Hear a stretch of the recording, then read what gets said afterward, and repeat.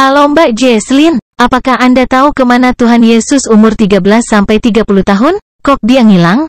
Nah ini, oke, terima kasih Pak atas pertanyaannya. Nah, dulu pas saya masih di agama sebelumnya, tentang kisah hilangnya Yesus dari umur 13-30 tahun jujur tidak di highlight ya. Jadi kalau misalnya kita hanya mendengarkan sebatas dari gereja atau dari bimbingan atau misalnya dari pengajaran teologi yang masih dasar, itu tidak di highlight Yesus menghilang. Tapi kita tahu sebenarnya kayak tidak ada rekod penceritaan tiba-tiba Yesus udah 30 tahun, tiba-tiba Yesus sudah jadi tukang kayu yang membantu ayahnya untuk melakukan pekerjaan, tiba-tiba seperti itu.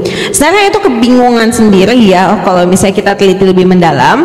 Tapi saat itu yang saya lebih concern adalah kenapa Yesus anak Allah harus kita sembah setara dengan Allah.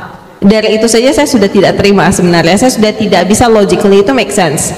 Haleluya, salam kemenangan iman. Salam jumpa kembali dengan saya dalam program Menyapa Kita dengan Renungan Firman Tuhan, atau menanggapi video-video yang selalu salah tafsir tentang ajaran Kristen.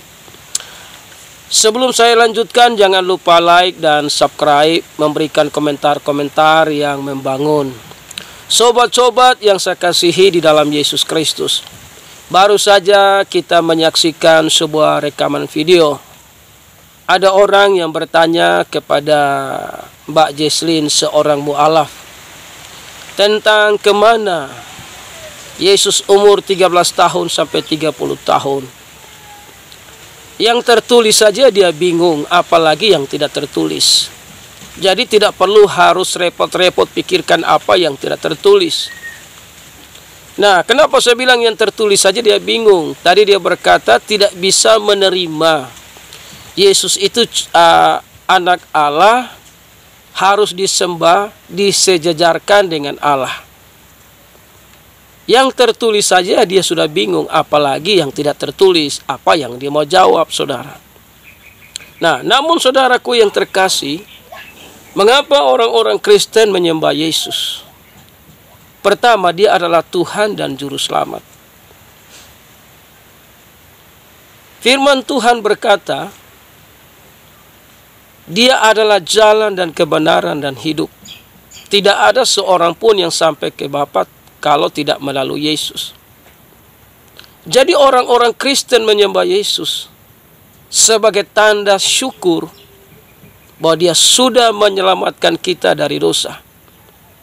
Dan dia adalah juru selamat itu sendiri.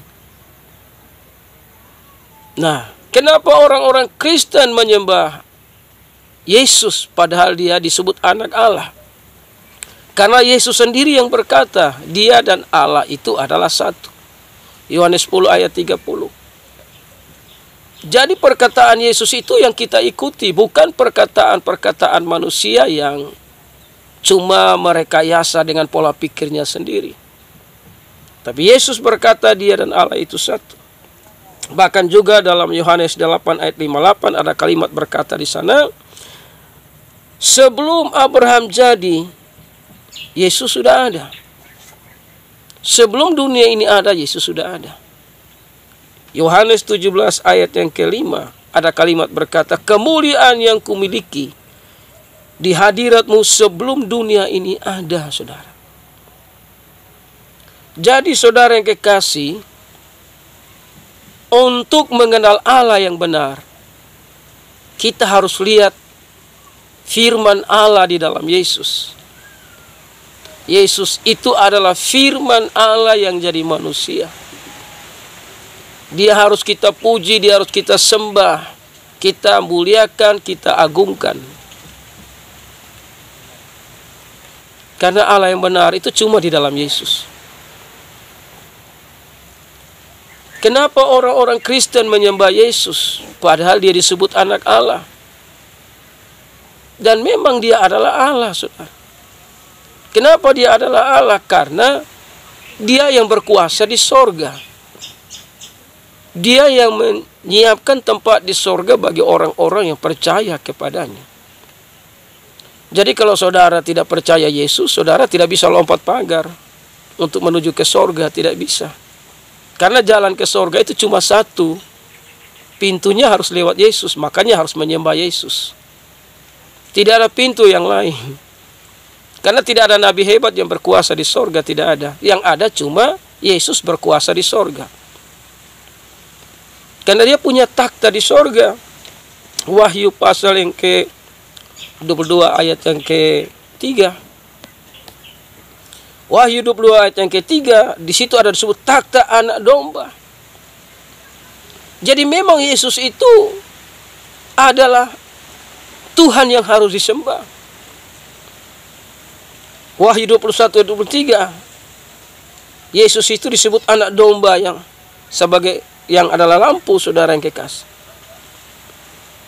Bahkan Wahyu 2 ayat 18 ada kalimat berkata, inilah firman anak Allah. Jadi kalau Yesus itu bukan Allah, gimana dia mau berfirman? Karena yang berfirman itu cuma Allah. Tapi di situ ada kalimat, inilah firman anak Allah.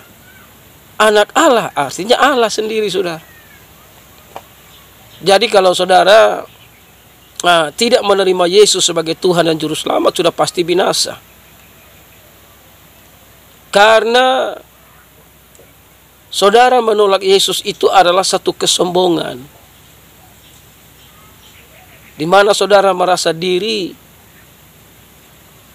orang yang tidak perlu penebusan. Padahal firman Allah berkata semua manusia itu sudah berdosa. Nah, sebab itu sekali lagi kenapa orang-orang Kristen menyembah Yesus yang disebut anak Allah? Karena memang dia harus disembah.